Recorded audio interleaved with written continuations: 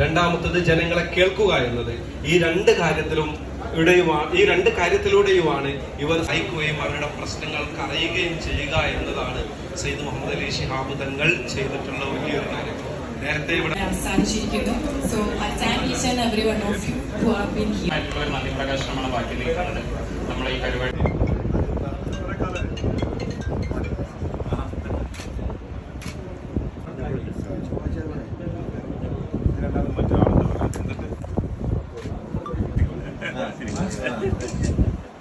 ചേമ്പറിലെ പിന്നെ അതിന്റെ പുറത്തൊരു ബോക്സ്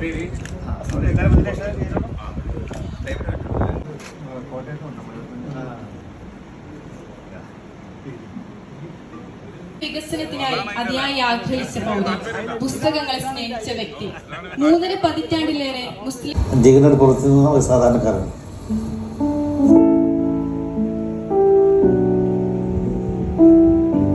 സ്കൂളിൽ 5 വർഷം പാണക്കാട് പഠിച്ചു. DMRT സ്കൂൾ എന്നായ പേര്. അവിടെ നമ്മൾ കഴിഞ്ഞ 1-ാം തീയതി ശാബ്ദങ്ങൾ ഓർമ്മയായ ഓഗസ്റ്റ് 1-ന് വേദിയിലിരിക്കുന്ന PK Kunhalikutty Sahib, EN Mohandas, VS Joy, മറ്റ് വേദിയിലും സദസ്സിലുമുള്ള ബഹുമാന്യരെ, പ്രിയപ്പെട്ട സഹോദരന്മാരെ, പാണക്കാട് സയ്യിദ് മുഹമ്മദ് അലി ശിഹാബ് തങ്ങളുടെ ഓർമ്മകൾ പുതുക്കാൻ മലയാള മനോരമ തങ്ങൾ തണലോർമ്മ എന്നൊരു ഫോട്ടോ എക്സിബിഷൻ നടത്തുന്നു എന്ന കാര്യം ഏതാണ്ട് ജൂലൈ മാസം അവസാനത്തോടു കൂടിയാണ് മുനവർ എന്നെ വിളിച്ച് വരാൻ സാധിക്കുമോ എന്ന് ചോദിച്ചത്. ഞാൻ തങ്ങൾ തണൽ ഓർമ്മ എന്ന തങ്ങളുടെ ഓർമ്മ തന്നെ ഇന്നും അനവധി ലക്ഷങ്ങൾക്ക് തണലായി ഇരിക്കുകയാണ്. തങ്ങളുടെ ഓർമ്മ തന്നെ തണലാണ്. അക്ഷരാർത്ഥത്തിൽ ഇപ്പോഴും പാവങ്ങൾക്ക്, നിർധനർക്ക്, രോഗികൾക്ക്, അവരുടെയൊക്കെ പ്രശ്നപരിഹാരത്തിന്, അവർക്കൊക്കെ ആശ്വാസത്തിന് തങ്ങളുടെ ഓർമ്മ കുറ്റങ്ങളെ കൂടെയും ഒരു നിഴലായിട്ടുണ്ട്. അദ്ദേഹത്തോടുള്ള നന്ദിയും ഞാനിവിടെ രേഖപ്പെടുത്തുകയാണ്.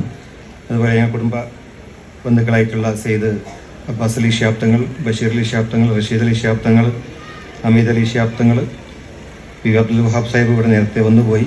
MLA-മാരായിട്ടുള്ള പി അബ്ദുൽ ഹമീദ് സാഹിബ്, ആബിദ് ഹുസൈൻ തങ്ങൾ, ഉബൈദുള്ള അഹമ്മദ്, നജീബ് കാന്തപുരം, അതുപോലെ ഇതിൻ്റെ ലുലുക്കാസ് ജ്വല്ലറി ഉണ്ട്. അവരുടെ സാരഥികളെത്തിയിരുന്ന മുഹമ്മദ് കെയും അതുപോലെ നാസർ കെ ഉണ്ട്. അതുപോലെ നമ്മൾ സ്വാഗതം ചെയ്ത മലയാള മനോരമയുടെ ജനറൽ മാനേജർ സിനു